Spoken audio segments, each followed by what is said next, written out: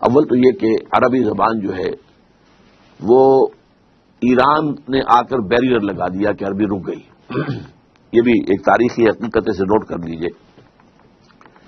Arabian peninsula یوں چلتا ہے، نیچے سے چوڑا ہے، اوپر سے تنگ ہے.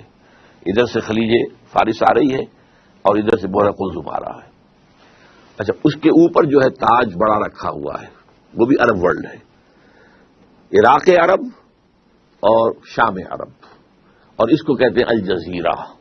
یہ جزیرہ نما عرب جو ہے الجزیرہ ہے. یہاں سے اسلام نکلا، مسلمان نکلے.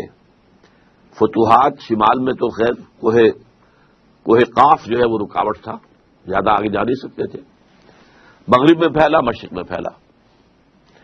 فتوحات تو دونوں طرف یکساں ہوئی، لیکن کلچرل وکٹری جو ہے وہ ایسٹ میں حاصل نہیں ہو سکی، صرف ویسٹ میں ہوئی. کیونکہ شمالی افریقہ جو ہے بیرن تھا، وہاں کوئی کلچر تھا ہی نہیں، وہاں کوئی تہذیب تھی ہی نہیں، نہ کوئی فلسفہ تھا، نہ کوئی ادب تھا. لہذا ویکوم تھا. اس ویکوم کو عربی نے آ کر کیپچر کیا، اور آج پورے شمالی افریقہ کی زبان عربی ہے. کیسے ہو گئی؟ That was due to that vacuum of culture. عرب آ کر چھا گئے، ان کی تہذیب چھا گئی، ان کی زبان چھا گئی، اور بڑے خوش قسمت رہے کہ اب ان کی مادری زبان ہے جس میں قرآن مجید ان کے پاس موجود ہے. مشرق کی طرف جب بڑھے ہیں، عراق سے نکل کر، شام سے نکل کر گئے مغرب کی طرف، عراق سے نکل کر آئے مشرق کی طرف. جو ایران ہے اس کا اپنا کلچر تھا، اس کی تہذیب تھی، اس کی زبان تھی، اس کا لٹریچر تھا، اس کی شاعری تھی، اس کا فلسفہ تھا. لہذا کلچرلی اسلام ایران کو فتح نہیں کر سکا. پولیٹیکلی فتح کیا ہے، اور اس کے بعد ٹیکس آ گئے. انہوں نے بھی پرشین اختیار کیے. ہمارے ہاں جو 800 برس حکومت رہی ہے تو Persian was the official language, not Arabic. عربی جاننے والے جو ہیں وہ تو صرف چند مولوی لوگ ہوتے تھے، اور وہ بھی عربی کہاں جانتے تھے، وہ تو فقہ پڑھتے تھے اصل میں. اس لیے کہ 3 عہدوں کے لیے آدمی درکار تھے. سول سروس تھی یہ ان کی، مسلمان حکومتوں کی، کہ انہیں قاضی چاہیے، magistrates, they must be expert in law.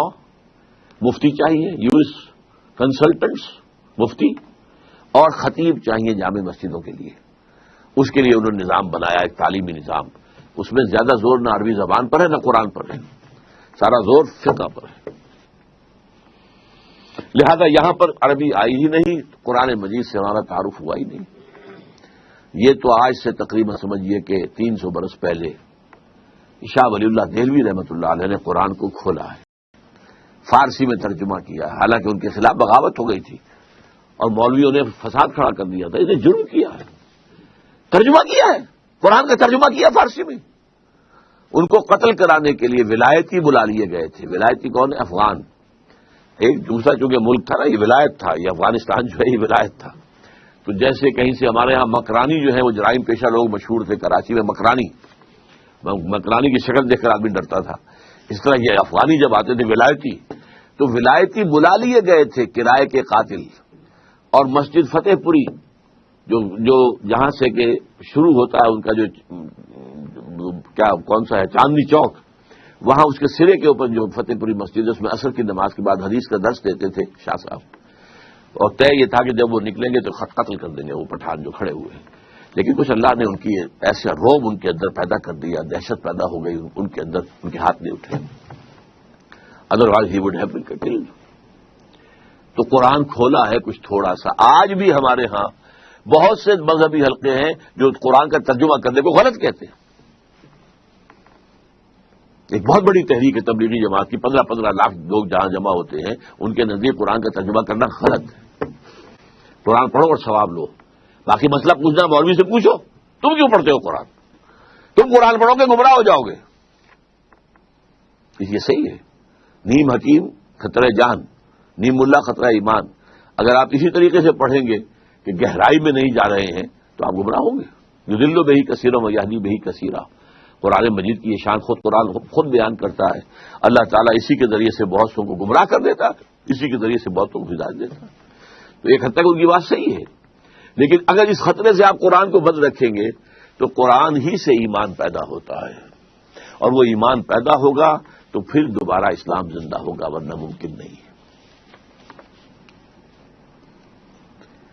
What is the role of Pakistan in crafting this answer? What is, بس میں غلط سمجھوں گا, what was. اب وہ رول تقریباً ختم ہو چکا ہے. پاکستان حقیقت میں ایک فیلڈ اسٹیٹ ہے آئیڈیولوجیکلی. پاکستان کا خواب دیکھا تھا کس نے؟ اقبال نے. اور کیا تھا اس کے سامنے؟ اس نے ایک تو سن 30 کے اپنے خطبے میں پیشن گوئی کی تھی, ہندوستان کے شمال مغرب میں ایک آزاد مسلمان ریاست قائم ہوگی. ابھی مشرقی پاکستان کا تصور اقبال کے ذہن میں بھی نہیں تھا. An independent Muslim state in the north west of India. اور کہا تھا ڈیسٹنی ہے, یہ ہو کر رہے گا. اور نمبر 2 بات کیا کہی تھی؟ اگر ایسا ہو گیا تو ہمیں ایک موقع مل جائے گا کہ اسلام کے چہرے پر جو بدنما داغ اور دھبے دور ملوکیت میں آ گئے, ظاہر بات ہے خلافت راشدہ تو 30 برس تھی کل, پھر تو بنو امیہ کا دور ہے 90 برس, پھر بنو عباس ہے 500 برس, پھر تو شہنشاہ ہے. تو دنیا تو اسلام کو ان سے سمجھتی ہے نا. لہذا اسلام کے چہرے پر جو بدنما داغ اور دھبے آ گئے ہیں عرب امپیریلزم کے دور میں, انہیں ہم ہٹائیں اور صحیح اسلام کا ایک نقشہ دنیا کے سامنے پیش کریں. That was the idea which was floated by Allama Iqbal in his presidential address of 30th of December 1930. یہ تھا اصل میں. اور چونکہ قائد اعظم اس وقت میں وہ قائد اعظم تھے بھی نہیں, مسٹر جناح تھے. وہ ہندوستان کے حالات سے انتہائی مایوس ہو کر سیاست سے کنارہ کش ہو کر جا کر انگلستان میں کوٹھی خرید کر اور لیگل پریکٹس اپنی شروع کر چکے تھے. ورنہ انہوں نے انتہائی کوشش کی تھی کہ ہندو کسی طریقے سے کسی ایسے فارمولے پر ایگری کر جائیں جس سے مسلمانوں کو تحفظ مل سکے آزادی کے بعد, ان کا تشخص برقرار رہے, ان کے سیاسی, معاشرتی, دینی, لسانی حقوق جو ہے وہ قائم رہے. لیکن یہ کہ ہوا کیا؟ اگرچہ ہندوؤں نے خطاب دیا, ہی از دی ایمبیسڈر آف پیس, یہ سفیر اتحاد ہے محمد علی جناح, لیکن محمد علی جناح پھر مایوس ہو کر جا کر بیٹھے ہیں. تو ایس ایم اکرام صاحب کا نام آپ نے سنا ہوگا, آب کوثر, موج کوثر, روض کوثر, 3 کتابیں ان کی بہت مشہور ہیں. وہ اس وقت پڑھ رہے تھے آکسفورڈ میں. یہ 1930 کا واقعہ میں آپ کو بتا رہا ہوں. وہ آئے ملنے کے لیے محمد علی جناح صاحب سے. انہوں نے کہا, جناح صاحب آپ کیوں ہندوستان چھوڑ آئے؟ مسلمانوں کو آپ کی قیادت کی ضرورت ہے. تو جناح صاحب نے جواب دیا, ہندوز آر انکوریجیبل, ہندو تو ناقابل اصلاح ہے. اور مسلمانوں کا حال یہ ہے کہ ان کا لیڈر جو ہے صبح جو بات مجھ سے کرتا ہے شام تک گورنر کو یا ڈپٹی کمشنر کو بتا دیتا. اب میں کیا کروں؟ ایسی قوم کی رہنمائی کیسے کروں؟ لیکن علامہ اقبال نے ایک انجیکشن لگایا تھا 1930 کے اپنے خطبے میں, دوسرا انجیکشن 1932 میں جا کر لندن میں لگایا ہے. تیسری گول میز کانفرنس میں شرکت کے لیے علامہ اقبال گئے. محمد علی جناح اس میں شریک نہیں تھے کہ وہ سیاست چھوڑ چکے تھے. لیکن ملاقاتیں ہوئی ہیں, ملاقاتوں میں یہی آئیڈیل ان کے سامنے رکھا. اور اس کے بعد جو واپس آئے ہیں محمد علی جناح, اور پھر انہوں نے 10 سال 1937 سے لے کر 1947 تک جو اسلام کا راگ الاپا ہے, ہماری تہذیب, ہمارا تمدن, ہمارے قوانین, ہماری معاشرت, ہماری معیشت, ہمارے اصول, ہمارا دستور. کیا پوچھتے ہو مجھ سے دستور کیا ہوگا پاکستان کا؟ پاکستان کا دستور تو 1400 برس پہلے سے طے ہے. یہ جو راگ الاپا ہے, بلکہ میں نے ایک دفعہ استعمال کیا تھا لفظ کہ قوالی گائی ہے اسلام کی. اس پر ہم ایک کتاب مرتب کر کے انشاءاللہ جلدی شائع ہو جائے گی. لیکن لوگ بھول گئے.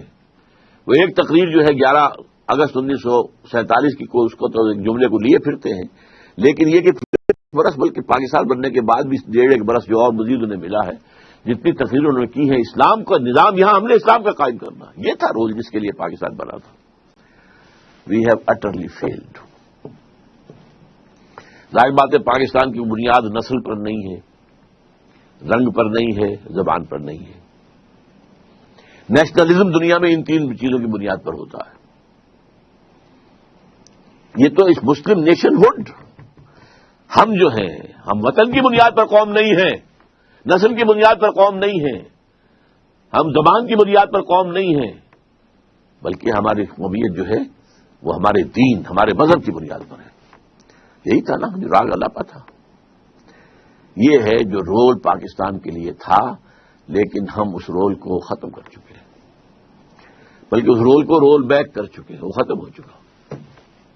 اس لیے اگرچہ ابھی اللہ تعالی کی طرف سے بھی کوئی معجزہ رونما ہو سکتا ہے، کبھی بھولی ہوئی منزل بھی یاد آتی ہے انسان کو، شاید کہ کوئی معجزہ ہو جائے، شاید کہ ان جماعتوں کو جو انتخابی الیکشن کے اندر، سیاست کے اندر اس کی دلدل میں پھنس کر رہ گئی ہیں، شاید کہ ہوش آ جائے کہ یہ طریقہ نہیں ہے اسلام کے لیے کام کرنے کا، شاید کہ وہ اس کے لیے ایک عوامی انقلابی تحریک اٹھانے کے لیے تیار ہو جائے.